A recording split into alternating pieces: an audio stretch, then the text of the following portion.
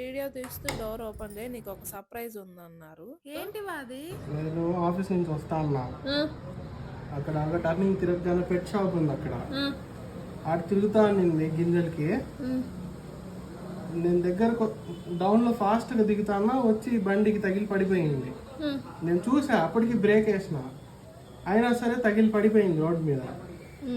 సరే తీసుకొని కాసేపు ఏమైనా తగిలిందేమో చూద్దాం అని ఎత్తుకుంటే అంత కొవ్వు తెలుసు కొరుకుతా ఉంది. సరే దెబ్బ తగిలింది కదా అని చెప్పేసి కాసేపు ఇట్లా అంటున్నా, బాగానే ఉంది. మళ్ళీ ఎగిరిపోయింది. అట్లా ఎగిరి ముందుకెళ్ళి బోర్డు తగిలి మళ్ళీ కింద పడిపోయింది.